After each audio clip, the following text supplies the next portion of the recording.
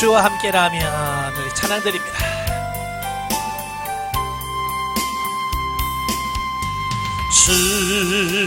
주와 함께라면 가난해도 좋아. 참된 부요함이 내 맘에 가득하니까 때로는 날 유혹하려고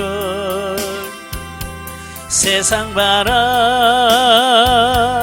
휘몰아쳐와도 나는 결코 잊을 수 없어.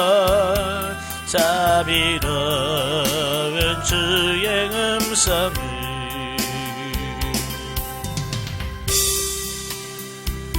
네, 우리 기도하겠습니다. 은혜로우신 아버지, 오늘 이 시간도 우리를 훈련의 장소로 인도하시고 아버지 히브리서의 말씀을 같이 상고하게 하셔서 감사합니다. 이 말씀을 나눌 때 우리 지각을 열으셔서 알게 하시고 생각나게 하시고 깨닫게 하옵소서. 시종을 주님께 맡겨오며 예수님의 이름으로 감사하며 기도합나이다. 아멘. 예, 이 시간 우리 교재 235페이지입니다.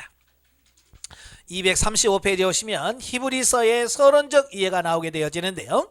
1제목 신의 사본, 알렉산드리아 사본, 바티칸 사본에서는 본서의 제목을 프로스 에브라이우스, 즉 히브리인들에게 라고 하는 제목을 붙여졌습니다.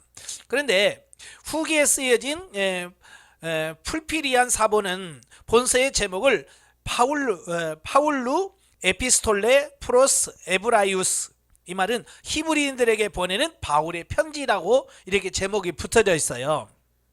예.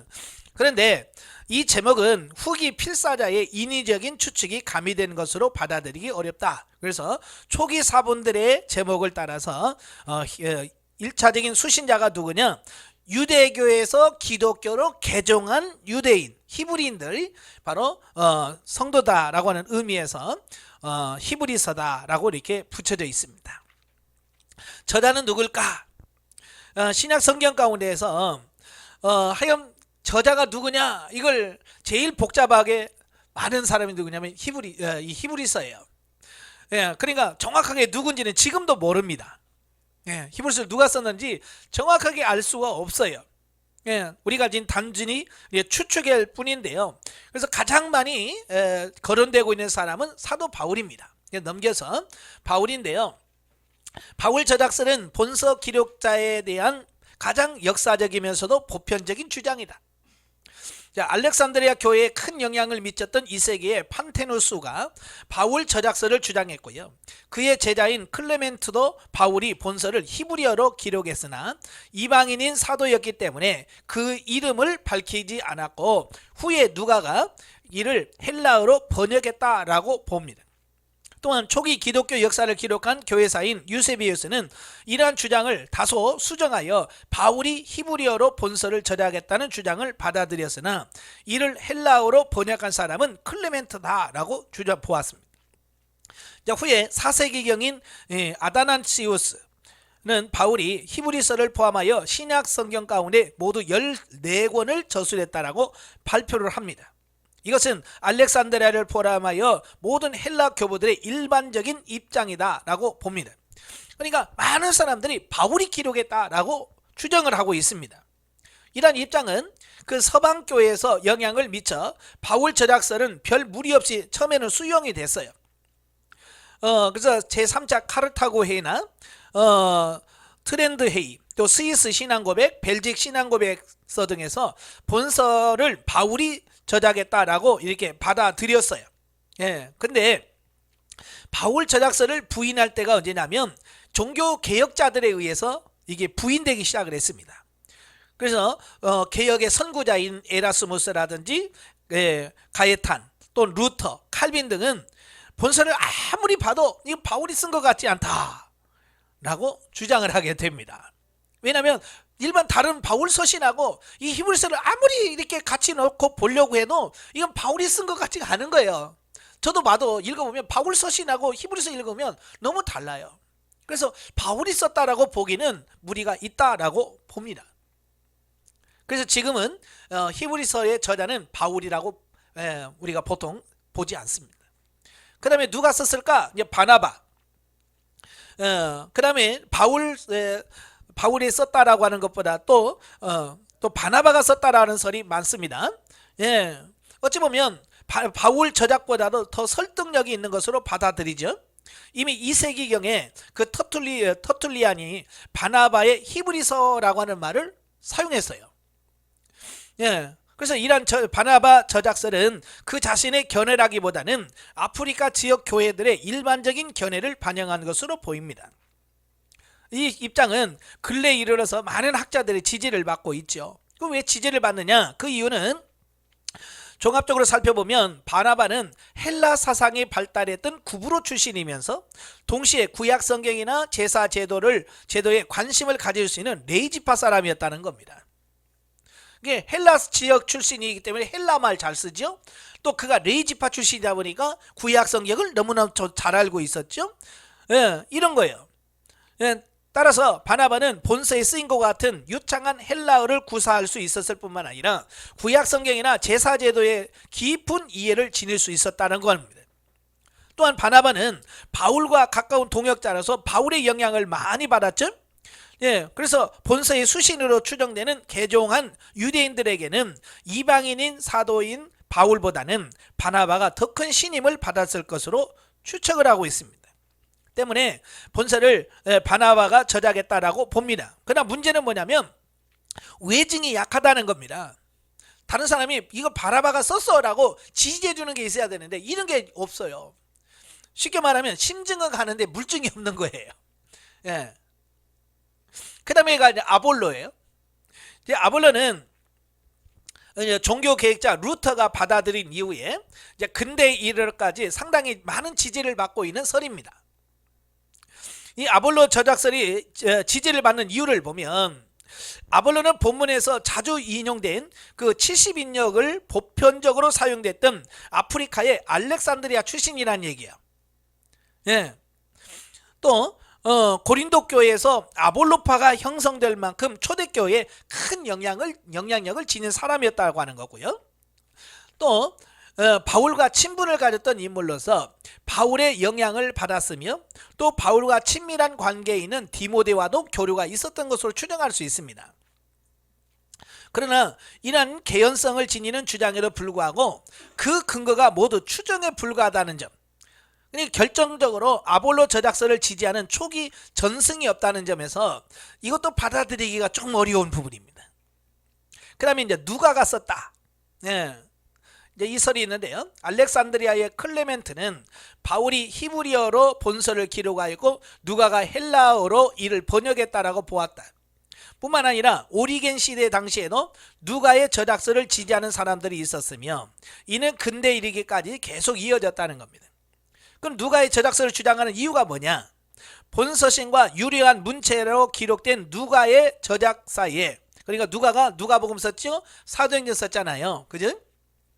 그러니까 그 저작사에 문학적 유사성이 있다는 것. 또 사도행전 7장에 기록된 스데반의 설교와 본서 모두 히브리 역사를 다루고 있다는 점 등의 사상적 유대감이 있다는 것이에요. 자, 그러나 이 주장은 누가의 저작과 본서 사이의 분위기의 유사점 이상의 근거를, 역사적인 근거를 대지 못한다는 점에서 또 약점이 있습니다. 그 다음에 또 브리스길라와 아굴라 부부가 이 히브리서를 썼다라고 하는 주장을 하기도 합니다. 그러나 이건 폭넓게 지지를 받고 있지 못합니다. 그래서 239페이지 중간 6번 보시면 위에서 밝힌 인물 외에도 여러 사람들이 본서의 저자로 거론하고 있습니다. 그래서 본서와 클레멘트의 서신 사이에 유사점이 있다는 점에서 클레멘트의 저작설이, 또 실루아노가 바울의 측근이었고 베드로전서 저술에 관여했으며 또 베드로전서와 본서 사이에 유사점이 있다는 점에서 실루아노 저작설이 있고요. 또 빌립 집사가 개종한 유대인들에게 바울의 사상을 이해시키기 위해서 본서를 썼다는 빌립 저작설까지 있습니다. 참 이렇게 해서 각 주장들과 지지자들이 있지만 이런 부분을 받아들이기가 참 어려운 부분들이 많아요. 예, 본서 신서가 유려한 문체로 쓰였으며 깊은 사상을 담고 있으나 정확한 저자를 추정하기가 어렵다는 겁니다. 또한 성경 가운데서도 본서만큼 많은 저자가 거론된 책도 없을 것이나 여전히 이러한 논의를 중단되지 않고 있다. 따라서 오늘날 우리들 역시 본서 신서를 누가 기록했는지는 오직 하나님만 아신다는 오리겐의 고백을 받아들일 수밖에 없어요. 그러니까 여러 주장이 있지만 이건 정확한 것은 하나님밖에 모른다. 예, 그렇게 우리가 받아들일 수밖에 없죠. 자, 결론적으로 본서의 저자 이름을 구체적으로 밝힐 수는 없으나 본서 저자는 다음과 같은 특징을 지닌 인물임이 분명하다. 첫째, 유대 전통과 구약 성경의 깊은 이해를 가진 유대인이다. 예, 유대인이 아니면 이렇게 유대인의 깊은 이런 정서적인 부분까지 알 수가 없다는 거예요. 또 헬라어 70인역 성경을 상용하고 유려한 헬라어를 구사할 수 있는 헬라적 영향권에 있는 사람일 것이다 라고 하는 겁니다. 세 번째, 바울의 사상에 대한 이해가 깊고 바울과 밀접한 관계가 있는 디모데와도 친분이 있는 자라. 네 번째, 복음 전도자이기는 하나 본서의 1차적 수신자들을 직접 목회하는 자는 아니었다라고 하는 이런 공통점을 가지고 있습니다. 누군지는 모릅니다. 그러나 이것도 하나님의 말씀인 것은 분명합니다. 그래서 제가 지금까지 많은 분들에게 천국 가거든 꼭 이 저자 좀 알아서 저한테 핸드폰으로 전화해달라고 하는데 아직까지 천국을 안 가신 건지 제 번호를 잊어버리셨는지 아직 연락이 없어요. 혹시 여러분 중에서 저보다 먼저 천국 가시면 꼭 하나님 앞에 히브리서 저자가 누구냐고 물어보시고 저한테 꼭 문자 넣어주시길 바랍니다. 예. 3번 기록 연대와 장소. 이 저자만 알면 그죠? 기록 연대를 쉽게 찾아낼 수 있는데 이 저자를 모르니까 이게 도대체 언제 썼는지를 참 이걸 찾아내기도 참 어려워요. 그러나 본서의 기록과 관련된 내증, 외증 이런 것들을 다 종합해 보면 첫째, 로마의 클레멘트는 역사상 처음으로 본서를 인용합니다. 즉 AD 96년경 클레멘트는 고린도에 편지를 보내면서 히브리서 11장 37절과 1장 3절 4절 문자적으로 인용했는데 이를 보아서 본서는 그 이전에 기록됐을 거라는 거예요. 그러니까 96년에 인용하고 보니까 그 이전에 이미 이 글이 있었다고 하는 거고요. 또 본서 가운데 예루살렘의 멸망에 관한 언급이 전혀 없다는 겁니다. 예, 그리고 희생제사가 지금도 드려지고 있는 것처럼 암시하고 있어요. 그런 걸 보면 아직 AD 70년에 예루살렘 성이 무너지고 성전이 무너졌는데 그러니까 그 이전에 기록했다는 거죠. 만약에 그 성전이 무너졌으면 그냥 예표와 그림자라고 표현할 것이 아니라 봐라 무너졌잖아 라고 했을 거예요. 근데 아직 성전이 있으니까 무너졌다는 말을 안 써요. 그건 예표요 그림자요 모형이다라고 밖에 말을 못하는 거예요. 그런 걸 보면 70년 이전에 기록됐을 것으로 우리가 추정할 수 있는 거죠. 또 히브리서 10장 23절에 나오는 전날의 고난의 큰 싸움에 참여한 것이란 표현이 성도들이 받은 로마 제국의 정치적 박해를 가리키는 것으로 볼 수 있습니다. 그러니까 기독교 역사상 그 로마 정부로부터 박해를 많이 받았는데요. 그 대표적인 게 AD 49년 로마의 황제 글라디오가 로마의 황제가 되었어요. 그때 로마에 있는 유대인들을 다 추방 명령을 내립니다. 로마에 있는 유대인들은 다 나가라. 그래서 유대인을 다 쫓겨났습니다. 그리고 AD 64년에 네로 황제의 박해가 있었고요. 70년경에 예루살렘이 멸망할 때에 박해가 있었고요. 그 다음에 95년경에 도미티안 황제가 조직적으로 대박해를 하는 어떤 이런 부분들을 보게 됩니다. 자, 이렇게 본서의 기록의 분위기가 교회 형성 이후 상당한 시간의 경과를 암시하는 듯하여 본서에 나오는 박해가 49년 박해로 받아들이기는 어려운 바 본서의 기록 연대는 64년 그러니까 네로 황제의 박해 이후에 기록됐을 것으로 우리가 추정을 합니다.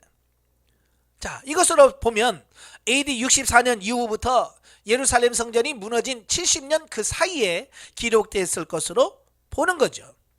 특별히 디모데가 투옥에서 풀려난 것으로 언급하고 있습니다. 그리고 고난의 길을 걸었던 바울이 언급되지 않은 것으로 보아서 사도 바울이 AD 67년에 순교를 했거든요. 예, 순교를 하고 나서 디모데가 나중에 또 석방이 되고 이런 과정을 보면 사도 바울이 순교한 이후, 이후에 기록됐을 가능성이 크다라고 하는 것을 볼 수 있습니다. 그래서 AD 60년 후반기에 기록됐다라고 볼 수 있는 거죠. 또 기록한 장소 역시도 분명하지 않습니다. 하여간 히브리서는 불분명한 게 너무 많아요. 저자, 기록 연대, 또 장소도 어디서 썼는가라고 하는 부분도 여러 가지인데요. 첫째, 예루살렘 성전 제사가 기록된 것으로 보아서 예루살렘 그 부근에서 기록됐다라고 보는 경우가 있고요. 또 교회에 대한 박해가 암시되고 있으며 이달리아에서 본 자 등의 묘사가 있는 것으로 보아서 기독교 박해의 진원지이자 이탈리아의 수도인 로마 부근으로 기록된 것으로 볼 수도 있고요. 또 70인역이 자주 활용되면서 헬라 철학의 면모가 등장하는 것으로 보아서 아프리카의 알렉산드리아로 보는 경우도 있습니다. 또 초대교회의 또 하나의 중심지였던 에베소가 거론되기도 하는 것으로 보아서 에베소일 가능성도 큽니다.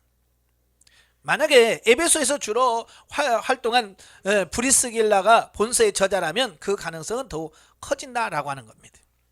그러니까 어찌 보면 히브리서는 분명한 게 별로 없어요. 자, 그런데 중요한 것은 뭐냐면 왜 썼을까? 기록 동기와 배경을 아는 것이 이 히브리서를 이해하는 데 굉장히 도움이 됩니다. 자, 히브리서의 저자와 기록 시기 및 장소를 규명하는 데는 다소 어려움이 있으나 본서의 지필 동기를 밝히는 것은 본서 내용의 성격이 명료하다는 점에서 용이합니다. 그래서 본서 가운데 저자는 자신의 글을 권면의 말이라고 규정하는 바, 그 권면하는 내용을 규명하면 지필 동기가 자연스럽게 밝혀지고 있다는 겁니다. 따라서 이 본서가 기록할 당시 시대적 배경과 관련하여 정리해보면 크게 세 가지로 볼 수 있는데요. 첫째는 가장 중요한 동기가 뭐냐면, 첫째, 개종한 유대인들에게 다시 유대교로 돌아가려고 하는 것을 경고하기 위함이다 라고 하는 겁니다. 그러니까 초대교회에 엄청난 부흥의 역사가 일어났어요. 그래서 많은 유대인들이 기독교로 개종을 했습니다. 그런데 이 핍박이 심하니까 그 핍박을 견디다 못해서 많은 기독교로 개종했던 사람들이 다시 유대교로 넘어가려고 하는 그런 부분이 있었어요. 바로 그때 다시 돌아가면 안 된다라고 하는 경고성 메시지를 선포했다라고 하는 겁니다. 자, 당시 초대교회 내에는 많은 이방인들이 개종하여 유입되고 있었고요. 그럼에도 불구하고 유대인 성도들이 여전히 주를 이루고 있었습니다. 이 유대인 성도들이 갖는 심각한 문제점이 뭐냐면, 그리스도 복음의 진리에 대한 충분한 이해를 갖지 못함으로 인해서 그 이전에 자신들이 속했던 유대교와 기독교의 본질의 차이를 인식하지 못했다라고 하는 겁니다. 그러니까 유대인들은요, 어렸을 때부터 철저하게 율법 교육을 시킵니다. 유대인의 태교라고 해서 이 엄마의 뱃속에 있을 때부터 율법을 가르칩니다. 그래서 5살, 6살 되면 이제 오늘날 유치원 같은 데 보내서 거기서 율법 교육을 시켜요. 그러니까 유대인은요, 아주 율법에 철저하게 교육을 받은 사람들이에요. 그러니까 나중에 그들이 기독교로 개종했음에도 불구하고 워낙 어렸을 때부터 받은 율법 교육이 이 머리를 꽉 지배를 하는 거예요. 그래서 예수님에 대한 복음을 들었음에도 불구하고 그 자기가 받은 율법을 완전히 내려놓기가 쉽지 않았다는 얘기예요.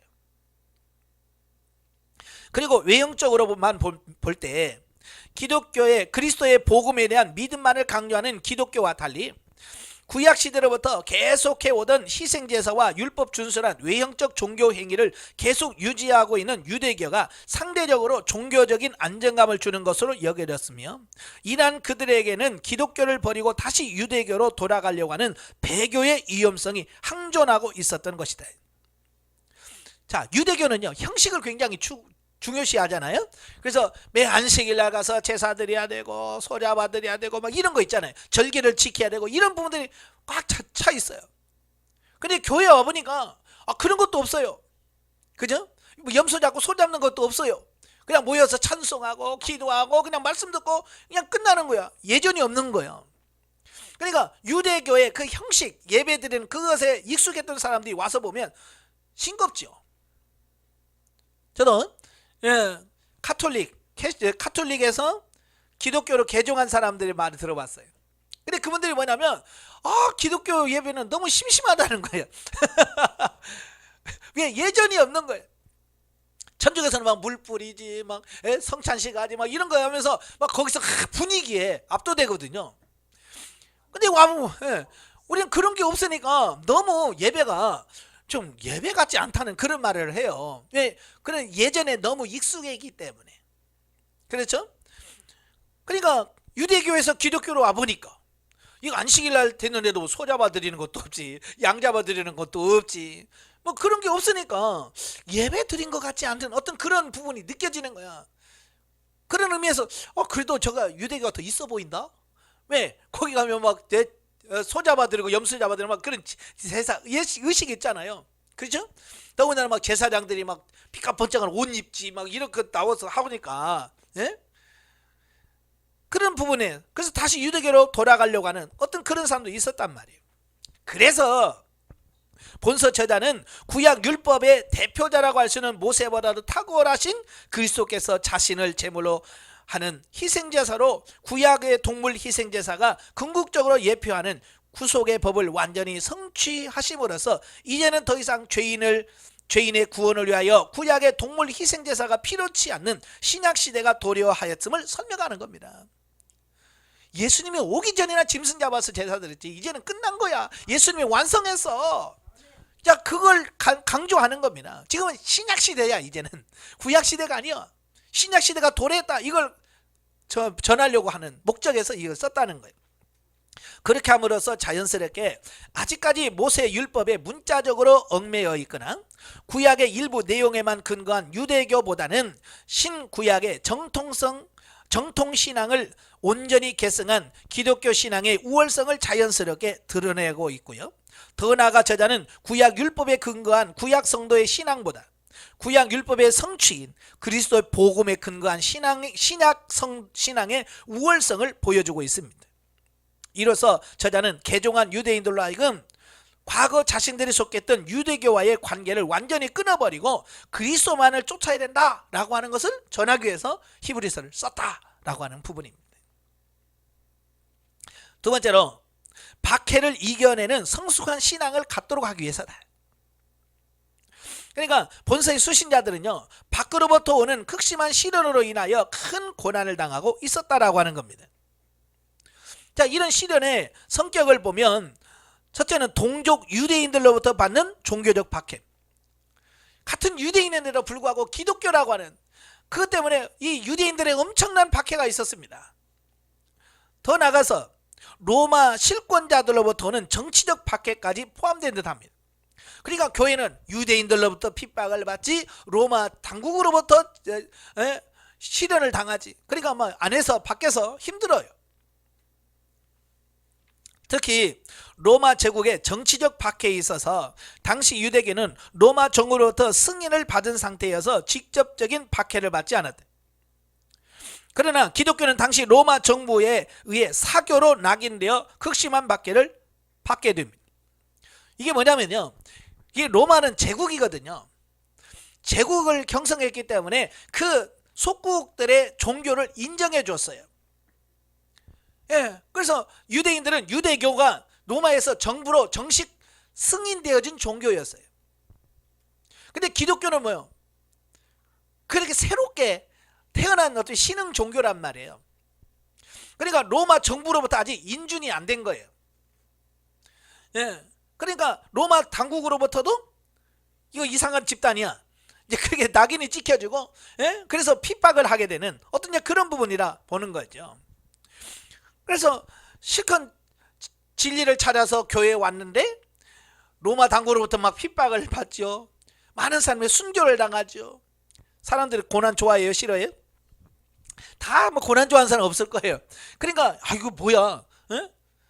쉽게 말해서 복 받으러 왔더니 고난을 복은커녕 고난만 오니까 너무 힘들다. 에이 몰라, 난 다시 갈래 라고 하는 거죠. 자, 그런 사람들이 너무 많았다고 하는 거예요. 그리고 실제로도 믿음이 약한 자들은요, 바로 그리스도를 버리고 옛날로 다 돌아가 버린 거예요.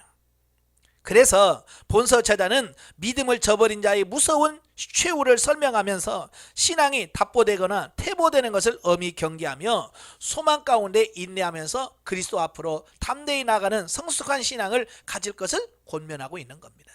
우리 믿음이 식어지면 안 된다, 신앙이 성장해야 된다, 전진해야 된다라고 강조하고 있는 거죠. 그 다음에 세 번째가 기독교가 절대 진리의 종교임을 논증하기 위함이다. 위에서 이미 언급한 두 가지 지필 동기와 맥락을 같이 하는 것이긴 하지만 본서를 통해서 결코 간과할 수 없는 것은 뭐냐? 기독교가 유일한 참 진리의 종교라는 것입니다. 즉 본서 저자는 본서 전체를 통해서 그리스도의 우월성을 강조하고 있는 바, 이는 그리스도를 믿음의 대상으로 하는 기독교가 다른 모든 이방 종교보다도 우월하다고 하는 것을 논증하기 위해서 썼다는 겁니다. 즉 저자는 당시 유대인들의 존경의 대상이었던 천사나 모세보다도 인격적인 면에서나 사역적인 면에서 그리스도가 훨씬 월등함을 논증하고 그리스도의 큰 대사장으로서의 자격과 사역을 논하며 그를 믿는 믿음의 위대함을 밝힘으로써 성도들이 이러한 절대 구원의 믿음에서 벗어나지 않도록 촉구하고 있다는 겁니다. 우리가 믿는 믿음이 최고야, 다른 종교보다 기독교가 최고야, 이걸 강조하기 위해서 이 히브리서를 기록했다라고 하는 이 세 가지, 아주 중요합니다. 자, 그 다음에 히브리서의 특징을 보면 히브리서는 본서의 도입부, 본론부, 종결부로 구성된 서신서는 하나이지만 일반 서신의 기본 형식에 있어서는 다소 벗어난다는 겁니다. 그러니까 서신의 성격을 띠고 있지만 서신서의 형식을 완전 무시하는 어떤 그런 부분이 나와요. 그래서 본서는 요한 1서와 더불어 서신서의 일반 양식인 기록자와 수신자의 이름이 기록되지 않아요. 뿐만 아니라 본서가 그리스도의 대제사장직에 관하여 논리적이고 신중한 내용을 전개하고 있는 것은 마치 신학 논문적인 성격을 지닙니다. 또 교리적인 내용과 실천적인 권면이 혼재한 양상을 보는 점에서는 본서를 꼭 설교적 성격을 지닌다고 볼 수 있습니다. 그러니까 서신서이면서도 때로는 논문 같기도 하고 때로는 설교 같기도 하고, 자, 이런 형식을 가지고 있더라, 그 말입니다. 두 번째로 바울의 서신 가운데 로마서가 주제가 명확하고 유려한 문장으로 기록된 편이나 오히려 본서가 로마서보다도 더 논리적 설득력이 강하며 문장의 수사적 기법에 있어서도 뛰어난 면모를 지니고 있습니다. 이러한 본서는 신약 성경의 최대의 걸작이며 또한 기독교 문학의 최고의 예술 작품이라고도 할 수 있다는 겁니다. 또 세 번째, 본서가 어느 특정한 집단이나 공동체를 위하여 쓰인 것이 아니라 보편적인 사람들을 위한 회람용 서신이라는 주장이 있습니다. 그러나 본서가 쓰여질 당시는 회심한 유대인 성도들의 신앙을 격려하기 위한 목적을 지녔던 것이 분명하다. 따라서 본서는 유려한 헬라어로 쓰였으나 그 내용에 있어서는 유대적 성격이 뚜렷이 드러난다는 특성을 지니고 있습니다. 네 번째, 신약 성경 중에서 유대적 특성이 분명히 부각되는 책으로서 본서와 더불어서 마태복음과 야고보서가 있는데요, 이 모두가 믿음을 주제로 다룬다는 특징을 가지고 있습니다. 그러니까 히브리서, 마태복음, 야고보는 유대인들을 수신자로 해서 기록된 성경이거든요. 근데 또 공통점이 뭐냐 하면 다 믿음을 강조한다는 거예요. 자, 그러나 믿음의 대상으로서의 그리스도를 묘사함에서는 마태는 다윗의 후손인 왕으로서의 예수님을 부각을 시켜요. 그 다음에 야고보는 율법을 완전히 성취하신 능력이 강조됩니다. 그럼 본서는, 히브리서는 성도의 중보와 구속주가 되시는 영원한 대제사장 되심을 강조하고 있다. 자, 똑같이 예수님을 강조하는데 이렇게 이 성경마다 예수님을 강조하는 부분이 약간씩 다르다는 거예요. 다섯 번째, 본서가 개종한 유대인의 믿음을 격려하기 위한 목적으로 쓰인 만큼 유대인들에게 절대적 영향을 지녔던 구약의 인용이 신약 성경 가운데 가장 현저하며 특히 시편의 인용이 많아 마치 본서는 구약의 시편의 주석서와 같은 느낌을 주기도 합니다. 여섯 번째, 바울 서신사가 구약을 인용함에서 히브리 성경과 헬라 성경을 모두 사용한 반면에 본서에서는 헬라어 70인용만 인용한다라고 하는 특징이 있습니다. 자, 넘겨서 신학적 이해를 봅니다. 히브리서의 기록론, 히브리서에서 나타난 예수 그리스도의 모습을 보면 본서는 1차적으로 유대교에서 기독교로 갓 개종한 유대인들이 그리스도의 복음의 진리에 대한 충분한 이해가 없이 모세율법을 문자적이고도 형식적으로 고수하는 유대교로 되돌아가려고 하는 것을 막기 위해서, 그리고 궁극적으로 그리스도는 모세나 천사보다도 우월한 제2 성자 하나님이시며 그분이 구속사역 성취를 위해 주신 복음은 모세의 율법이 궁극적으로 예표하고 있는 바 구속의 법을 성취하신 것의 결과라는 사실을 증거함으로써 구약신앙에 대한 신약 성경의 우월성을 보여주고자 기록한 책이다 라고 하는 겁니다. 자, 이런 본서에서 성도는 믿음의 본질이며 그 대상인 그리스도가 가장 중심적으로 등장하는 바, 이를 구체적으로 그러니까 히브리서에 가장 중심적으로 등장하는 인물이 예수 그리스도예요. 자, 그래서 왜 그러냐면 그리스도가 뭔가 유대교보다 나은 것이 있어야 다시 유대교로 넘어가지 않을 것이라고 하는 겁니다. 그래서 자꾸 히브리서는 예수 그리스도가 무엇보다 뛰어나고 우월하신 분이다, 이걸 강조하는 거잖아요. 자, 보면 뭐 보험회사 직원이라든지 뭐 물건을 파는 사람들 보면 나 이거 쓰고 있어요. 그러면 뭐예요? 그것보다요 이것이 훨씬 더 나아요, 그러잖아요. 그지? 뭐 지금 쓰고 있는 것보다 훨씬 나아야 바꾸지. 옛날보다 못하는데 바꾸겠어요? 안 바꾸겠죠. 예. 예를 들어서 이런 겁니다. 저는 핸드폰 이게 접어지는 요즘에 갤럭시 폴더 쓰는데 지금 옛날 거 가지고 옛날 폴더 가지고 어차피 접어지는 건 똑같으니까 이거 쓰라 그러면 누가 쓰겠어요? 똑같이 접어진다고 똑같은 거 아니잖아요. 예? 질이 다른 거요. 이것보다 훨씬 좋아요. 오, 좋다. 그걸 바꿔야지, 이런 말이 드는데 그렇잖아요. 바로 이런 거예요. 이렇게 예수님이 구약의 유대교보다 훨씬 더 좋아, 이래야 안 바꾸죠. 그죠? 그래서 예수 그리스도가 왜 뛰어나냐, 이걸 강조하는 거거든요. 그래서 첫째, 우월하신 인격을 지닌 그리스도다. 예수님은 그 인격이 뛰어나다. 자, 그걸 강조하는 겁니다. 그래서 시작부터 그리스도께서 신성을 지녔음을 밝힙니다. 예수님은 우리 같은 인간이 아니야. 인간이지만 그런 신성을 가지신 하나님이시여 라고 하는 것을 1장부터 강조를 하고 있어요. 즉 그리스도는 이 세상을 창조하신 창조주고 또 만물을 붙드시는 섭리자이시고 죄를 정결케 하시는 구속자이시며 하나님의 영광의 광채시며 만유의 후사로서 높은 곳, 즉 하나님 우편에 앉아 계신 분이시며 장차 심판주로 재림하실 분이시다. 예.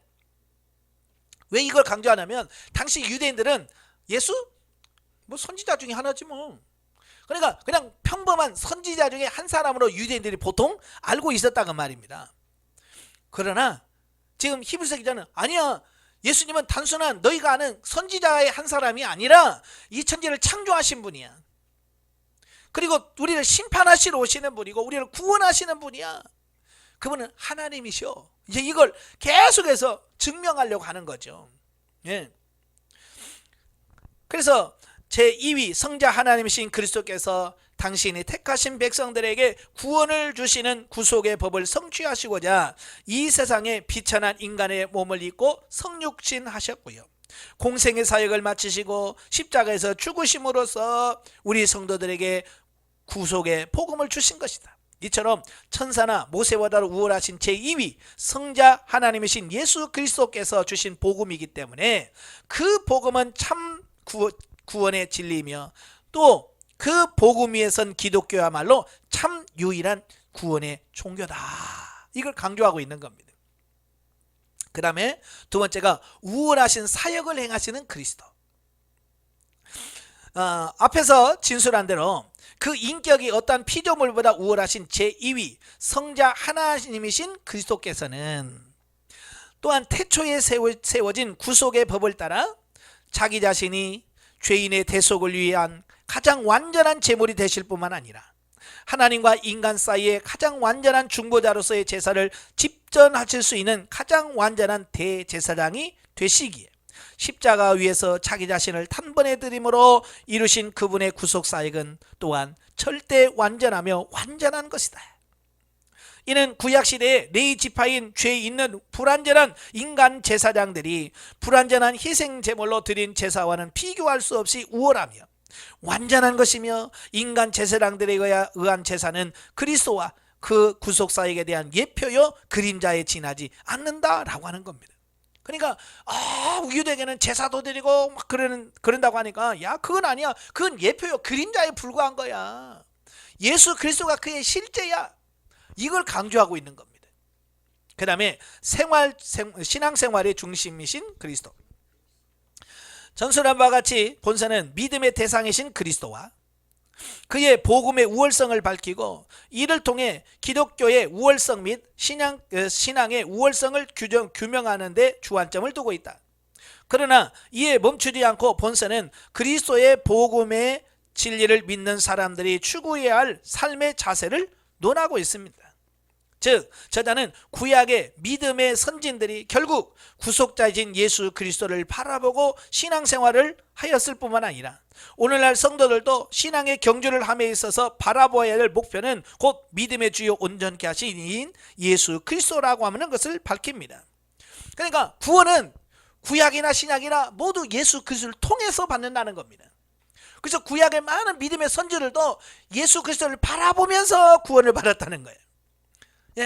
예수 그리스도가 이 땅에 오셔서 죽으심으로 구원받을 것을 바라보면서 구원받았고요. 오늘날 우리는 뭐요? 이미 예수님께서 이루어진 구속을 믿으면서 우리가 구원받는 거예요. 바로 예수 그리스도가 우리의 신앙의 믿음의 대상이다, 중심이다 라고 하는 것을 강조하고 있어요. 이처럼 그리스도는 신앙생활의 중심이며 또 궁극적인 목표다. 자, 이걸 말씀해 주고 있습니다. 오늘 영성훈련도 목표가 뭐예요? 예수입니다. 예수 그리스도를 닮는 거예요. 그렇죠? 우리 신앙생활의 목적 예수 그리스도예요. 그래서 예수 그리스도를 빠지면 안 됩니다. 두 번째, 히브리서의 신학적 주제. 자, 본서는 유대교에서 기독교로 갓 개종한 유대인 성도들을 대상으로 하여 모세율법을 문자적으로 또 형식적으로 준수하는 유대교보다 모세율법이 궁극적으로 예표하는 바 택한 죄인들의 구원에 관한 구속의 법을 성취하시고 그것을 믿음으로만 구원 얻는 구속의 복음과 천국 영생에 관한 새 언약을 주신 그리스도와 그의 복음의 진리 위에 선 기독교가 더 우월함을 증거함으로써 그들이 다시 유대교로 되돌아가지 않고 복음의 진리에 대한 확신을 가지고 바른 신앙생활을 하도록 권면하는 책이다. 히브리서는 같은 말을 계속 반복해서 합니다. 왜? 중요하니까. 많은 사람들이 다시 유대교로 돌아가려고 하는 그 성향을 보이니까 안 돼, 돌아가면 안 돼 라고 하는 것을 강조하다 보니까 계속 반복해서 같은 말을 써요. 이란 이유는 본서는 구원의 복음을 주신 그리스도의 신성과 그분의 구속사역의 탁월성 및 배교에 대한 강한 경고와 함께 복음의 진리를 따라 살 때에 당하게 되는 여러 가지 고난에 대한 인내의 권면을 주로 기록하고 있다. 이런 본서의 세부적인 주제를 살펴보면 첫째, 그리스도는 만유보다 뛰어나신 분이시다. 그리스도는 하나님의 아들로서 완전한 신성을 지닌다는 겁니다. 또한 그리스도는 창조주로서 비록 탁월하기는 하나 피조물에 불과한 천사보다도 뛰어나시다. 또 모세보다도 뛰어나다. 따라서 이러한 그리스도께서 주신 복음만이 참 구원의 진리다. 이것을 보여주는 거예요. 두 번째로는 오직 그리스도만이 영원한 대제사장이다 라는 겁니다. 즉 그리스도는 인간적인 혈통에 의한 제사장이 아니라 시작도 없고 끝도 없는 영원한 제사장 멜기세덱의 반차를 따른 대제사장으로서 이 땅의 성전에서가 아닌 하늘의 참 장막에서 무음하고 완전한 구속의 희생제사를 드렸었다. 그러므로 신약 성도는 더 이상 구약시대에 동물 희생제사를 드릴 필요가 없다라고 하는 겁니다. 예, 이게 굉장히 중요한 거예요. 만약에 예수 그리스도가 이 땅에 오지 않았다면 지금도 우리는 소 잡아 드리고 염소 잡아 드려야 될 거예요. 근데 예수님이 다 성취해 놓기 때문에 우리는 그런 예배가 아니라 우리는 영과 진리로 예배 드립니다. 구약의 모든 제사들은요 하나님의 모형과 그림자예요. 다시 말하면 예수 그리스도가 앞으로 오셔서 이 땅에 오셔서 이루어 놓을 것을 보여주는 겁니다. 이제 그러나 지금은 예수님이 이미 오셨어요. 그리고 십자가를 성취하셨습니다. 그래서 우리는 더 이상 구약의 그런 제사가 필요 없는 거예요. 이미 다 이루어 놓았기 때문에. 세 번째, 성도는 단지 갓 그리스도를 믿는 유아적인 상태에서 벗어나 신앙의 대상인 그리스도와 그의 복음 진리에 대한 보다 깊은 이해를 통하여 믿음의 성숙계로 나아가야 한다. 예. 그러니까 성장을 해야 돼요. 어린아이 상태로 그대로 남아있으면 안 됩니다.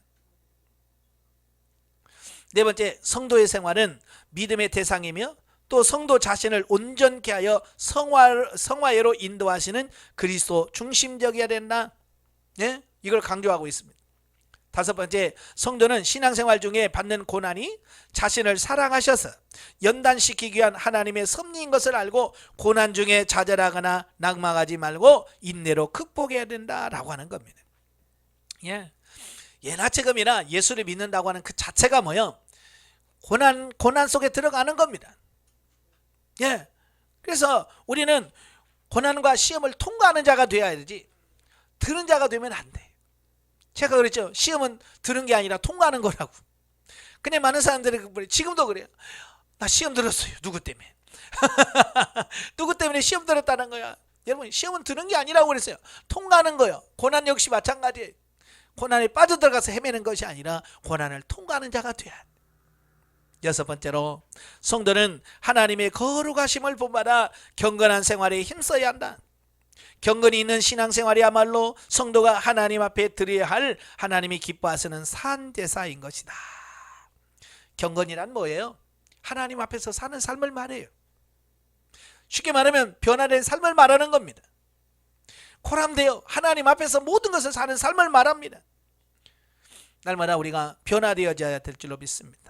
자, 그러면 히브리서와 현대 성도, 예, 본서는 1차적으로는 초대교회 당시 유대교에서 기독교로 갓 개종한 믿음이 연약한 성도들이 유대계의 종교적인 박해와 로마 제국의 정치적인 박해와 같은 여러 가지 고난을 이기지 못하고 로마 정부의 보호 아래 상대적으로 안정을 누리고 있는 유대교로 되돌아가고자 하는 배교 행위를 막기 위해서 기록된 책이다.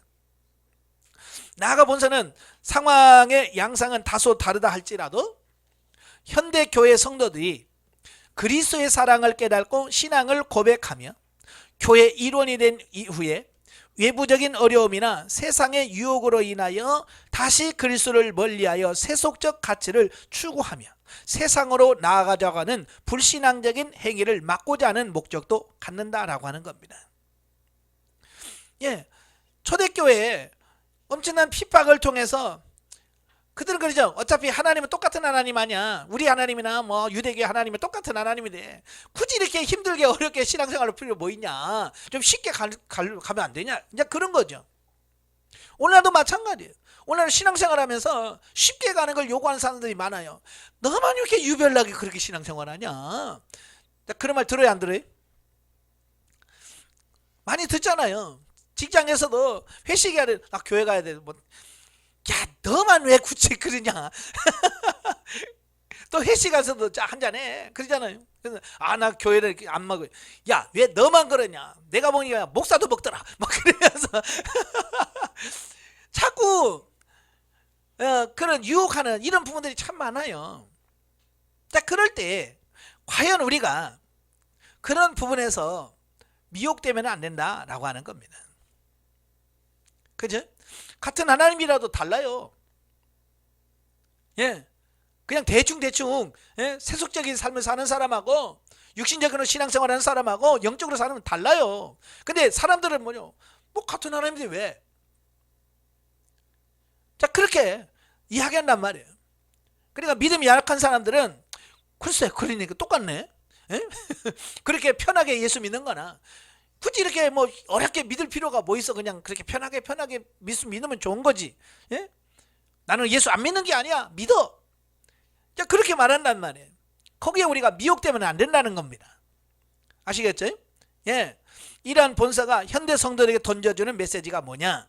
첫째, 배교의 위험성이 있던 유대인 성도들에게 이에서 벗어날 것을 촉구하며, 본서의 저자가 누차 강조하고 있는 바가 그리스도의 우월한 인격에 대한 믿음, 확신과 그분이 주신 참 구원의 진리인 복음에 대한 확고한 믿음이었던 사실에서 확인할 수 있는 바와 같이, 현대 성도들이 세상의 유혹과 세속적 가치를 추구하는 삶에서 벗어날 수 있는 것도 그 어떠한 것보다도 그리스도만이 궁극적으로 믿을 수 있는 유일한 분이라는 것과 복음의 진리에 대한 확신을 가질 때에 그리스도를 믿는 믿음에서 떠나는 영적 파멸의 우를 범하지 않을 수 있다는 겁니다.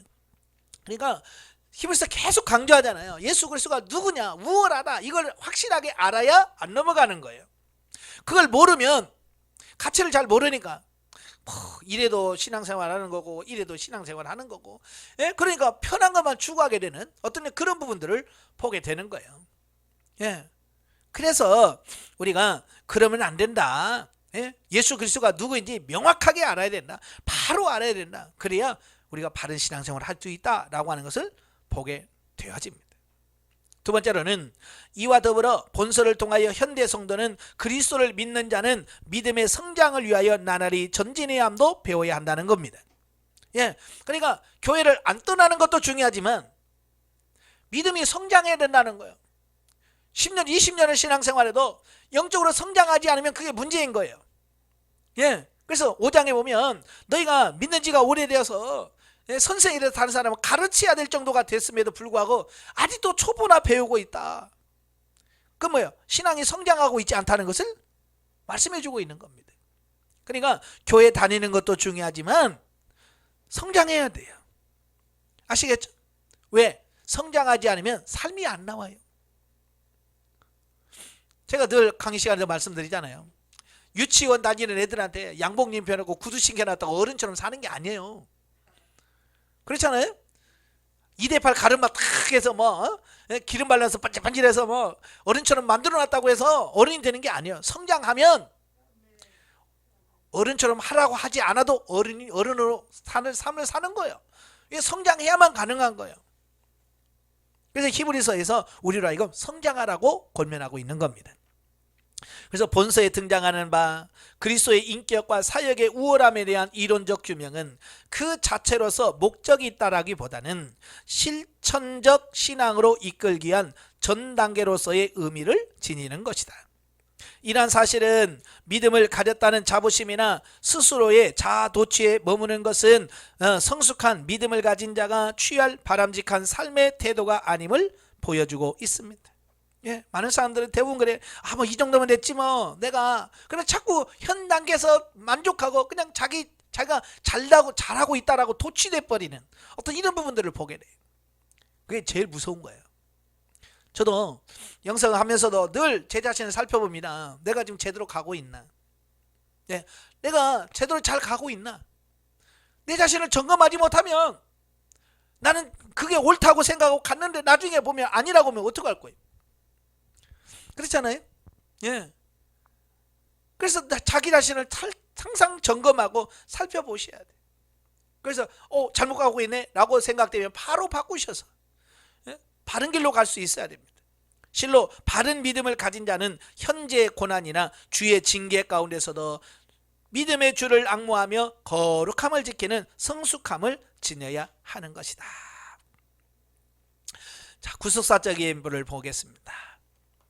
히브리서는 신약 성경 중에서도 보물창고와 같은 서신으로 귀중한 말씀이 매우 독특한 양식으로 기록되어 있는 책이다.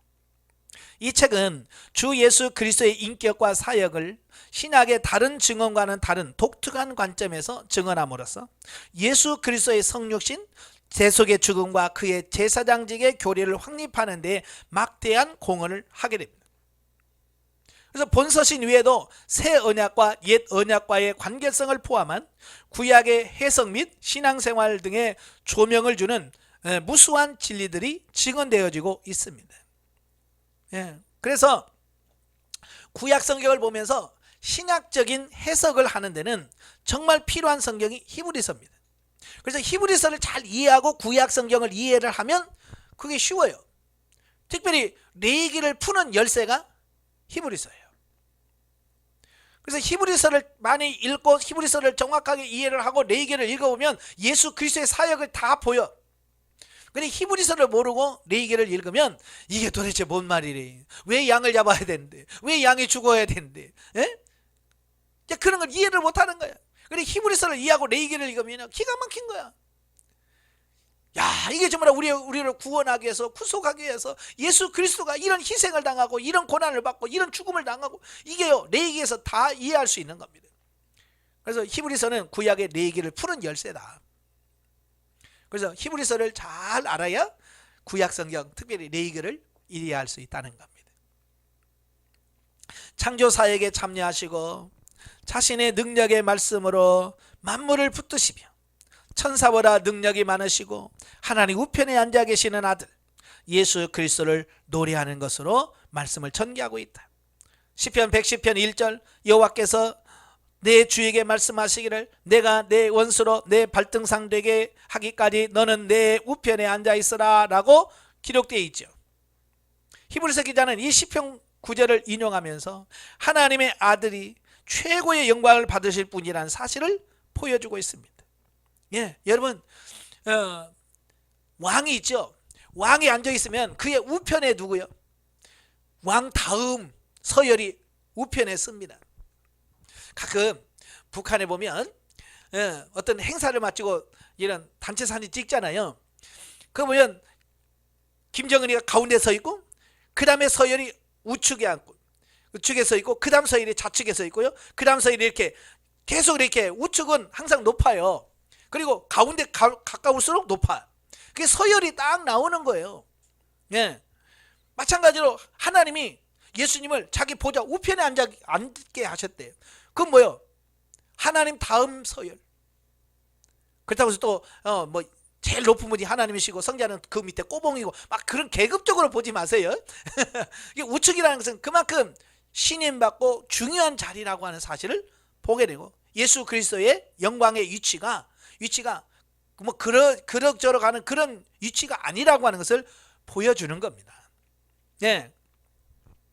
천사들은 중개자의 역할을 담당하지만 그들은 인자보다는 훨씬 낮은 위치에 있다. 천사들은 구원 얻을 자들을 위하여 부리는 영들에 불과하다. 자기들의 영광의 보좌에 앉은 아들은 천사들의 환호를 받으시는 것이다. 자, 나중에 본문 이해 때 설명하겠지만 많은 사람은 천사를 어떤 믿음의 대상, 섬김의 대상으로 생각을 해요. 근데 히브리서는 천사는 우리의 어떤 경배의 대상이 아니라는 거예요. 예수님처럼 예수님 우리가 섬기고 찬양하고 경배해야 될 대상이잖아요. 근데 천사는 아니에요. 천사는요 우리보다도 낮은 자리예요. 계급이 우리 하나님 믿는 사람 선택된 우리 성도들보다 밑에 있는 계급이에요. 계급적으로 보면. 그런데 우리는 마치 그걸 막 높이 천사를 막 이렇게 높이 본단 말이에요. 그건 아니라는 거예요. 그래서 천사는 구원 얻을 자를 위하여 부리는 영들, 우리를 돕는 영이다 라고 하는 거고요. 그 다음에 250페이지 영적이에 보겠습니다. 영적이를 보면 성도의 본이 되시는 분은 예수 그리스도이시다. 하나님은 당신의 백성이 이 땅에 살고 있는 동안 어떤 환경에서도 그리스도의 심장으로 장성한 분량대로 행할 수 있는 자가 되도록 끊임없는 공의와 사랑의 법으로 역사하신다. 하나님의 징계와 채찍을 많이 경험할수록 우리는 그리스도의 성품에 더욱 가까이 접근한다 그랬습니다. 인생의 체질을 아시는 하나님께서 각 사람에게 적조적소에 맞는 환경에 처하게 함으로써 진리와 지혜를 알고 행할 수 있는 자로 인도하신. 하나님께서는요, 저와 여러분은요, 고난이라고 하는 환경을 통해서 변화 올려 성장 성수시켜 가시는 겁니다. 그러니까 어찌 보면 예수 믿으면서 편안하게 신앙생활하는 사람은 영적으로 성장하지 않아요. 많은 고난을 받은 사람들, 고난을 받는 사람. 그러니까 우리가 아브라함, 이삭, 야곱 있잖아요. 누가 제일 많이 변화됐어요? 야곱이 제일 많이 변화됐거든요. 왜냐하면 그가 입으로 고백하잖아요. 난 험악한 세월을 보냈습니다. 스스로 자기가 고백하잖아. 나는 험악한 세월을 보냈습니다. 그러니까 그런 험악한 세월을 보냈기 때문에 그가 영적으로 성장할 수 있는 거예요. 그래서 그가 창세기 49장에 보면 자녀들을 불러놓고 먼 미래를 바라보면서 그들 예언하고 축복합니다. 대단한 거예요. 그리고 요셉의 아들, 두 아들을 축복할 때도 눈이 멀어서 안 보여. 나이가 먹어서 안 보여요. 안 보여서 얘가 누구냐 몰라. 아들입니다. 그런데도 영적인 눈이 밝으니까 손을 어긋 맞춰서 축복하는 영적인 영안이 열린 사람이 누구? 야곱. 그러니까 야곱이 왜 그러면 그렇게 영적으로 성장할 수 있었을까? 막 그게 말이에요. 험악한 세월을 보낸 거예요. 그만큼 많은 연단과 고난의 과정을 거쳤기 때문에 그렇다 그 말입니다. 그러니까 여러분들이 신앙생활하면서 나는 왜 이렇게 힘든지 몰라요. 하나님께서 우리를 영적으로 성장시키려고 하나님께서 그런 과정을 허락하신 거예요. 그러니까 고난당할수록 우리는 감사하고 기뻐해야지. 그걸 불평할 수 있으면 안 됩니다. 그래서 고난을 많이 겪어본 사람도 오늘 영성이 되는 거예요. 자, 영성훈련 똑같이 해도요, 고난 많이 받은 사람들은 아멘 하고 알아줘요. 근데 고난 받지 않고 그냥 평탄하게 사는 사람은 그게 뭔 말인가 못 알아먹어. 그래서 영성하면서 제일 어려운 사람들이 누구냐면 중고등부 애들, 그 다음에 젊은 청년들. 왜냐면 얘들은 고난을 몰라. 고난 그렇잖아요. 그래서 옛날 얘기하면서 옛날에는 먹을 것이 없어서 굶었어. 그러면 요즘 애들은 왜 굶어요? 전화만 하면 짜장면 오는데. 다음 전화하면 배달 오는데 왜요? 쌀 없다고 밥을 못 먹어요? 이런 거예요. 아니 쌀 먹을 때 쌀 사 먹을 돈이 없어서 못 사 먹은 거지. 누가 배달을 못 시켜서? 그러니까 그런 고난을 모르는 사람들에게 이 영성을 가르친다는 게 쉽지 않아요. 그래서 영성이 제일 잘 되는 사람인 그래도 30대 후반에서 40대 들어가야 이제 영성이 뭔지 조금 이해가 되는 거예요. 왜?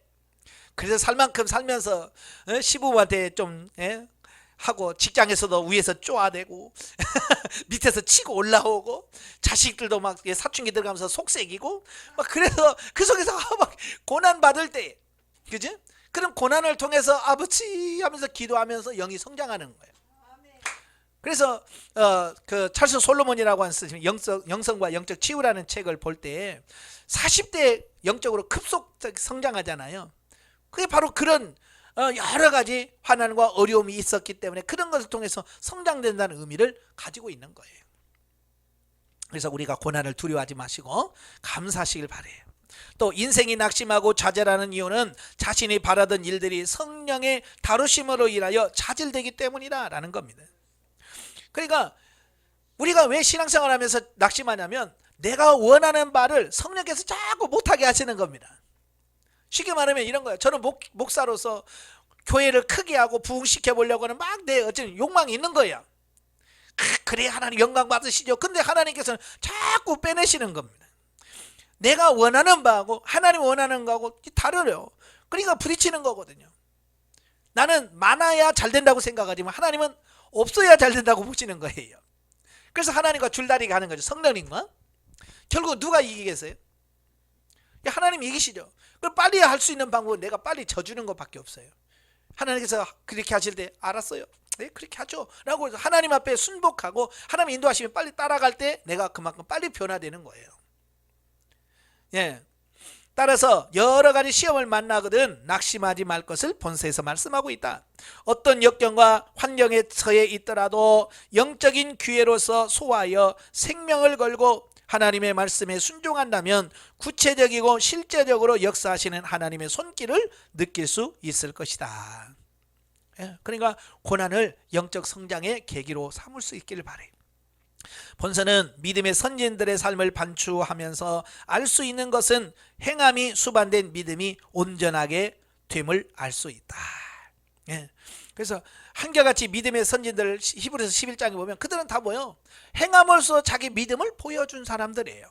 아브라함 같은 경우는 본토 친척 아비 집을 떠나라 아멘 하고 떠나잖아요. 그러니까 그 믿음을 행함으로써 보여준단 말이에요. 실제란 말이에요. 오늘 우리도 마찬가지예요. 머리로 이게 여기서 안다고 믿음이 아니라 그 안 믿음이 삶 속에서 실현되어지고 사라져지는 단계까지 가야 된다는 것을 우리 말씀해 주고 있는 거예요.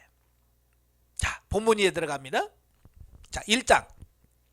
그리스도의 궁극적 우월성과 천사보다 뛰어나신 그리스도.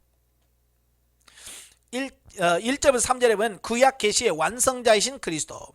자, 유대교에서 기독교로 개종한 유대인들은 처음에는 뜨거운 믿음으로 밖에서부터 오는 고난과 시험을 대항하여 분연히 싸우고 또 그로 인하여 받게 되는 고난을 감수했습니다. 처음에는 참 뜨거운 열정으로요 그 많은 어려움이 와도요 참고 갔어요. 근데 시간이 지나고 나서 세월이 차츰 흘러 그들을 인도하던 지도자들이 세상을 떠나게 되면서 구심점을 잃어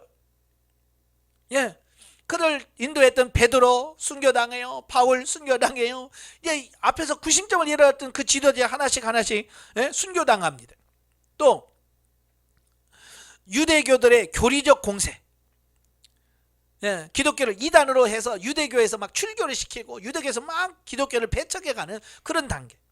또 로마의 육체적 박해로 동요를 일으켰고요. 아까도 설명드렸죠. 기독교를 반사회적 종교로 매도시켜서 핍박을 하고 박해를 했단 말이에요. 그러니까 점차 신앙을 버리고 배교하려는 위험한 지경까지 이르게 되었다는 겁니다. 우리 속담에 김병에 효자 없다는 말이 있죠. 고난도요 잠깐의 고난은 우리가 이길 수 있어요. 근데 고난이 길어지면요 진짜 믿음 없는 사람들은 다 떨어지게 돼 있어요. 믿음 없는 사람은 그냥 고난 오자마자 떨어지고 조금 믿음 있는 사람은 그래서 조금 오래 버티다 떨어지고 그래요. 그래서 하여간 고난 속에서 견디는 것이 쉽지 않다는 것을 말씀해 주고 있는 겁니다.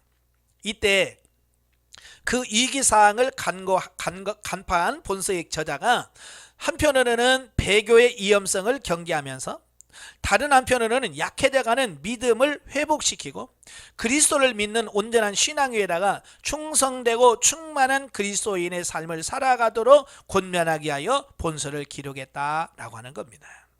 따라서 본서의 저자는 그 목적 달성을 위해서 그리스도가 존재에 있어서나 사역에 있어서나 성도로 하여금 하나님을 믿고 승리하게 하는 능력에 있어서나 탁월하신 존재라는 것을 논증할 필요성을 느끼고 많은 지면을 할애해서 그리스도의 탁월성과 위대성을 논증하고 있다라고 하는 것을 보게 됩니다. 아까도 설명드렸지만 그 예수님의 우월하심을 인정할 수 있어야 각종 유대인들의 회유와 압박과 박해를 이겨나갈 수 있는 어떤 그런 부분들이 있다는 겁니다. 다시 말해서 내가 왜 이런 고난을 견뎌야 되지? 이게 가치가 있나? 내가 이걸 이길 만한 이걸 통과해야 될 가치가 있나? 라고 하는 그게 있어야 거기다가 목숨을 거는 거 아니겠어요? 그지? 자, 제가 예전에 중국에 여행을 갔어요. 황산이라고 하는. 진짜 좋더라고요. 황산 진짜 막 그 절벽 너무너무 좋아. 근데 가도 끝이 끝이 없고 막 다리는 아프고 1시간에 갔는데도 2시간에 가도 끝이 없고 계속 그 웅장한 부분이 되어져. 근데 나중에 가다가 이제 더 가야 돼? 어떤 사람은 아이고 다리야 하고 중간에 이제 쉬었다가 나중에 갈 때 합류한다고 난 여기서 그만 갈래? 그러면 앉아 계시면 계시고, 예? 아 저도요 2시간 이상 가니까요 다리도 아프지. 아이고, 예? 가다가 아니 또 더 가야 되는데 더 가야 되는데 그러니까 아이고 다리도 아프고 아이고 그래서 에이 몰라 나도 이제 여기서 그냥 쉬었다 갈래요. 그러고 이제 중간에 그쳤어요. 근데 나중에 아이고 끝까지 갔다 올 걸. 끝까지 갔다 올 걸. 그런 거예요. 근데 끝까지 갈 때 내가 간 보람이 있어야 될 거 아니에요. 그죠? 끝까지 갔는데 야 가길 진짜 잘했어. 그래야 되는데 뭐야 이거 괜히 왔네. 그러면 차라리 안 가면 못하잖아요. 그렇잖아요. 그러니까 기대가 있어야 갈 거 아니에요. 기대가 뭔가 내가 거기까지 가면 뭔가 얻어지는 뭔가가 있어야 될 거 아니에요. 그래서 히브리서는 계속 그걸 강조하는 거예요. 예수 그래서 끝까지 믿어야 천국이 있고 구원이 있다. 예. 그래서 그걸 확신을 가져야 내가 죽더라도 내가 이 복음을 떠나지 않고 예수 그리스도를 떠나지 않고 신앙을 지킬 수 있는 이런 부분이 되어진다는 거예요. 그래서 자꾸 예수 그리스도가 우월해, 진짜야, 좋아 라고 말하는 거잖아요. 그죠? 쉽게 말해서 이런 거예요. 다른 종교 믿어. 예를 들어서 불교 다니는 사람을 전도한다고 봤을 때 계속 교회가 좋다고 얘기해야 될 거 아니에요. 그죠? 교회가 이 점이 좋아, 이런 게 좋아, 이런 게 좋아. 그래야 진짜 좋아? 그러면서 올 거 아니야. 근데 막 교회를 욕하면서 교회 가봐야 맨날 돈만 달래. 맨날 교회 욕하고 그러면서 너 교회 갈래? 그러면 그 사람 뭐라고 하겠어요? 야 내가 왜 가냐? 맨날 욕하면서 이제 그렇게 되어지는 거잖아요. 이게 좋은 부분이 있어야 갈 거 아니에요. 그러니까 예수 그리스도의 탁월한 뛰어나심에 대한 부분을 계속 강조하는 거예요. 그래서 넘겨서 본단락은 본서 전체의 서론으로서 첫째, 구약의 선지자를 통해서 말씀하신 동일한 하나님이 그리스도를 통해서 신약의 성도들에게 완전한 말씀을 주셨다는 거예요. 구약에서는 하나님의 선지자를 통해서 말씀을 선포했잖아요. 근데 신약 시대는 이제는 선지자가 아니라 예수 그리스도를 통해서 직접 하나님의 말씀을 선포하셨다. 야, 이게 이제 중요한 거고요. 그 다음에 두 번째로 그 말씀을 성도들에게 전달하신 그리스도는 하나님과 동등하신 분이다. 이게 중요한 거예요. 예, 선지자는 사람이었고 그냥 사람 중에서 조금 뛰어난 사람이지만 예수님은 선지자급이 아니라 하나님이래. 그분이. 그래서 그분이 창조주이시고 구세주이시고 통치자라고 하는 사실을 강조하고 있습니다. 자, 이처럼 저자가 본문의 첫 부분에서부터 그리스도를 통해 받은 신약의 말씀을 선지자를 통해서 받은 구약의 말씀과 동일한 신적 권위를 가진 동시에 구약의 선지자를 통한 말씀을 완성케 하는 완전하고 최종적인 것임을 밝혀줍니다. 예. 그러니까 구약은 이스라엘 백성은 구약하면 이건 하나님의 말씀이야 라고 해서 구약에 끔뻑 가잖아요. 그죠? 선지자가 준 구약도 이렇게 끔찍한데 하나님이 직접 주신 신약 말씀은 더 얼마나 강하겠어요. 그 말이거든요. 예? 예를 들어서 이런 거예요.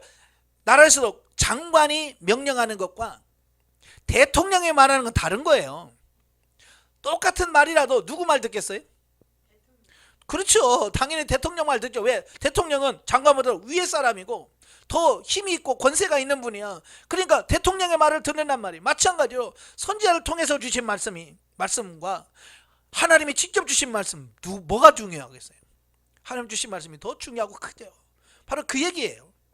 그리고 둘째 부분에서는 본서의 주제를 반영하듯이 말씀을 전달하신 그리스도는 모든 것을 창조하시고 지배하시며 자기 백성을 구원하시는 구세주이므로 구약의 선지자는 물론 앞으로 언급할 그 어떤 자보다도 탁월하고 뛰어나다는 것을 총론적으로 선언하고 있는데 그 이유는 그리스도를 배교하고 다시 유대교로 돌아가려고 하는 성도들에게 배교하지 말고 그리스도를 끝까지 믿을 것을 강조하기 위함이다. 예. 그러니까 너 이것을 예수 떠나면 안 돼. 예수 믿으면 구원 없어. 예수를 끝까지 믿어야 구원 받아. 라고 하는 것을 강조하기 위해서 계속 예수 그리스도를 강조하고 있고요. 탁월성을 주장하고 있는 거예요. 자, 4절부터 14절까지 보면 천사보다 뛰어난 그리스도. 자, 본달락은 그리스도가 모든 피조물보다 뛰어나시며 대제사장으로서의 완전한 중보 사역을 실천하는 분이심을 구체적으로 증명하며 이에 대한 성도들의 바람직한 자세를 천명하는 본서의 본론 부분인 1장 4절부터 13장 17절에 시작되는 곳으로서 특히 본론의 전반부인 1장 4절부터 4장 13절에서는 그리스도가 모든 피조물 중 유대인들이 가장 으뜸으로 여기는 두 피조물 천사와 모세보다 더 우월하신 존재이심을 논증하는데 본문은 천사와 비교하여 그리스도의 절대 우위성을 논증하는 1장 4절부터 2장 18절 내부의 일부분이다 라는 겁니다. 이미 갈라디아 사람들도 갈라디아서를 보면 그들이 천사를 숭배하는 사상이 있었잖아요. 그럼 그들이 왜 천사를 숭배한다고 그랬어요? 예, 그런 거예요. 우리 같은 죄인이 직접 하나님을 만나기는 거북한 거야. 그죠? 그러니까 내가 직접 하나님께 나가기는 좀 거북하고 좀 이게 창피하고 이런 게 많으니까 대신 그 중보자로 천사를 세워서 천사가 왔다 갔다 해주면서 이렇게 해주면 좋지 않겠냐. 그래서 천사를 잘 해주면 천사가 좋게 해주지 않겠냐. 그런 얘기인 거예요. 예, 그래서 천사를 숭배하는 겁니다. 왜? 천사한테 잘해주면 천사가 자기한테 복을 줄 거라고 하는 거죠. 그러니까 천사 숭배하는 건 다른 거 아니에요. 아주 그렇게 저속한 수준의 신앙이에요. 근데 이스라엘 사람들도 똑같은 천사를 그렇게 숭배하는, 그러니까 이 땅에는 피조물 중에서 최고로 좋은 게 천사다 라고 하는 그들의 사고를 갖고 있는 거예요. 근데 히브리서는 그렇게 말씀하고 있지 않잖아요. 천사는 우리보다 높은 게 아니고 우리를 섬기라고 보낸 부리는 종이지 우리보다 높은 신분이 아니다. 이걸 강조하고 있습니다. 또 모세도 마찬가지예요. 모세는 유대인들에게 있어서 어찌 보면 최고의 권위자. 그래서 모세의 말이야 그러면 그냥 끝이에요. 더 이상 거기서 논쟁의 필요가 없어요. 그냥 모든 논쟁의 끝이 모세가 이랬어 라면 끝이에요. 그만큼 유대인들에게 있어서 모세는 정말 최고의 어떤 그분인데 예수님은 그 모세보다도 훨씬 더 뛰어나신 분이다. 이걸 강조하고 있는 거예요. 자, 유대인에게 있어 천사는 하나님과 그 백성 사이를 중재하는 모세와 같은 강력한 중보자로 여겼으며 심지어 숭배의 대상으로 여겨질 정도로 높은 존재로 추앙받았습니다. 갈라디아 교회나 골로새서 그런 곳에서 많이 이런 현상들이 벌어졌죠. 따라서 저자는 그러한 천사보다도 그리스도가 월등히 우월한 분이라는 것을 논증할 필요가 있었습니다. 그것을 위해서 2장 18절에 이르기까지 구약의 말씀들을 인용하면서 천사보다 뛰어나신 그리스도를 증명하고 있었습니다. 그래서 모두 7군데의 말씀을 인용합니다. 시편 2장 7절, 사무엘하 7장 14절, 시편 97편 7절 또는 신명기 32장 43절, 시편 104편 4절, 45편 6절 7절, 102편 25절 27절, 110편 1절. 자, 이 말씀들을 인용하고 있는데요. 그 7개의 인용구들은 첫째, 그리스도께서 하나님의 참 아들이시며, 예수님은 참 하나님의 아들이란 말이에요. 근데 천사는 하나님의 아들이 아니라는 거예요. 어느 천사를 보고 내 아들이라 한 적이 있냐? 하나님이 천사를 해서 내 아들이라 한 적이 없다는 거야. 오직 예수 그리스도만이 뭐요? 내 아들이다. 하나님의 아들이다. 바로 이 신분적으로 너무 차이 난다. 이걸 강조하고 있는 겁니다. 또 천사들의 경배와 섬김을 받으시기에 합당하며 그랬어요. 천사들이 예수님을 경배하고 섬김을 받으시기에 합당하다는 거예요. 그러니까 천사가 경배를 받는 게 아니라 예수 그리스도가 천사들의 경배와 찬양을 받으시는 분이다. 근데 요한계시록에 보면 막 천군 천사들이 하나님과 어린 양을 막 찬양하잖아요. 그죠?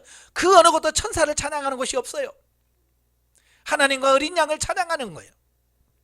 그 다음에 세 번째, 하나님의 높은 권세를 가지신 왕이시며, 예? 예수 그리스도는 왕이시다. 그 다음에 네 번째, 영원 무궁하신 창조주시다. 다섯 번째, 모든 대적을 이기시고 심판주가 되실 분이시다 라고 하는 다섯 개의 내용으로 묶을 수 있으며, 마지막 14절에서는 천사는 그리스도보다 높기는커녕 오히려 구원 얻을 후사, 즉 성도들을 섬기도록 보내어진 봉사하는 존재라는 내용으로 본 단락을 마감하고 있습니다. 예.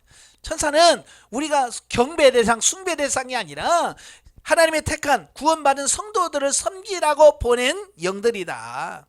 봉사하는 영이다. 그 얘기를 하고 있습니다. 천사는 구약에서도 계속 많이 등장을 해요. 예, 많이 등장을 합니다. 그래서 여호와의 사자라는 표현을 씁니다. 천사도 여호와의 사자라는 표현을 썼고, 또 하나님이 직접 나타나셔도 여호와의 사자라는 표현을 씁니다. 그래서 우리가 성경을 보면서 여호와의 사자라는 말을 나오면 이게 하나님이신가 천사인가 구분하셔야 돼요. 근데 이 구분하기가 좀 처음 모르는 사람들은 이게 어려워요. 이게 하나님인가? 이게 천사인가 구분을 못해요. 그런데 그걸 확실하게 구분할 수 있는 방법이 나와요. 그게 뭐냐면, 천사인 경우에는요, 그 어떤 경우에도 그에게 제사를 드리거나 절을 하려고 하면 천사들은 전부 다 거부합니다. 나에게 절하지 말고 하나님께 해라. 그래. 왜? 천사는요 숭배 대상이 아니에요. 그래서 그에게 절하려고 하면 나에게 하지 말고 하나님께 해라. 천사들은 절대로 경배를 안 받습니다. 예. 그런데 하나님인 경우에는 뭐냐, 진짜 여호와의 사자가 하나님인 경우에는 제사를 받습니다. 경배를 받아요. 그러니까 구약 성경을 읽다가 여호와의 사자 나오면 이게 하나님을 말씀하시는 건가 천사를 말하는 건가 봤을 때, 그가 절을 받고 경배를 받고 제물을 받으면 그건 하나님이신 거예요. 예. 그리고 나한테 경배하지 마라, 나한테 절하지 말라 그러면 이건 천사구나. 그렇게 받아들일 수 있는 거예요. 근데 구약에서 철저하게 천사는 경배를 받지 않습니다. 왜? 경배 대상이 아니니까. 그런데 사람들이 무식해가지고 천사를 경배한다고 말입니다. 왜? 천사를 경배하면 뭔가 떨어지는 게 있을 것 같았어. 그렇지 않아요. 정치화도 그렇잖아요. 뇌물이라고 하는 게, 막 돈을 주면 뭐요? 거기서 뭔가를 부스러기가 떨어질 거 바라면서 하는 것처럼. 예. 근데 천사는 뇌물 줄 대상이 아닙니다. 왜? 우리가 뇌물 준다고 해서 천사가 줄 수 있는 그런 상징이 아니니까. 예.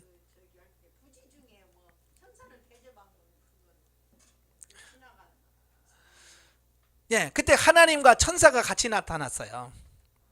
예, 그죠? 예, 그래서 천사 둘은 소돔과 고모라 성을 심판하러 가고, 여호와만 하나님과 만나서 내 종 아브라함에게 내가 숨길 필요가 있겠냐 그러면서 쭉 얘기하잖아요. 그래서 하나님과 천사가 구분돼서 나오잖아요. 그래서 천사는 소돔과 고모라 성으로 가서 롯과 그의 가족을 구원하고 심판하시는 일을 하고, 여호와의 사자는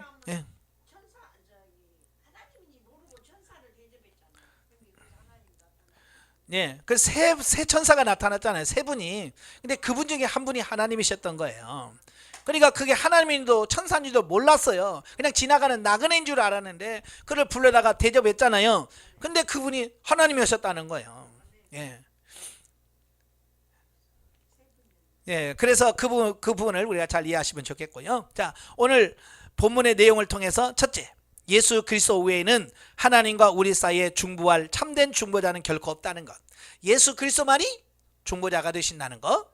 둘째로 이 세상에 출현할 자 가운데 예수 그리스도만이 우리의 경배를 받으실 유일한 하나님이시라는 이 두 가지 사실을 배우게 된다. 예, 그래서 여러분도 천사나 어떤 인간들을 숭배하는 그런 사람이 되지 말고 오직 예수 그리스도와 하나님만 섬기는 그런 삶이 되셔야 됩니다. 아시겠죠? 예, 뭐 유명하다고 사람 경배하면 안 됩니다. 요즘에는 참 어려운 게 많은 거예요. 그게 뭐냐면 유명한 목회자가 어찌보면 하나님 자리에 앉는 경우가 많아요. 뭐 교주들은 이미 다 하나님 자리에 올라가 있고, 예, 그래서 신적인 그런 대접을 받고 있잖아요. 예, 그러면 안 돼요. 우리 인간은 경배 대상, 숭배 대상이 될 수가 없습니다. 겸손하게 하나님만 섬길 수 있는 저와 여러분이 되셔야 됩니다. 네, 기도하겠습니다. 은혜로우신 아버지 감사합니다. 오늘 히브리서를 봅니다. 참으로 예수 그리스도를 믿고 구원을 받았음에도 불구하고 여러 가지 힘들고 어렵다고 다시 옛생활로 돌아가려고 하는 그 모습을 바라보면서 다시 돌아가면 안 된다라고 하는 말씀을 주셨습니다. 오늘 우리도 마찬가지입니다. 영성훈련을 통해서 우리가 훈련을 받는 과정 속에 힘들고 어렵다고 다시 육신의 삶으로 돌아가면 우리의 삶은 망할 수밖에 없다는 것을 기억하게 하시고, 아무리 힘들고 어려도 끝까지 우리가 영중심의 삶을 살아갈 수 있는 우리가 되어지게 하시고, 날마다 변화훈련 성장 성숙되어져서 예수 그리스도를 닮아가게 힘쓰는 우리가 되어지게 하옵소서. 예수님의 이름으로 감사하며 기도합나이다. 아멘. 하나님께 드립니다.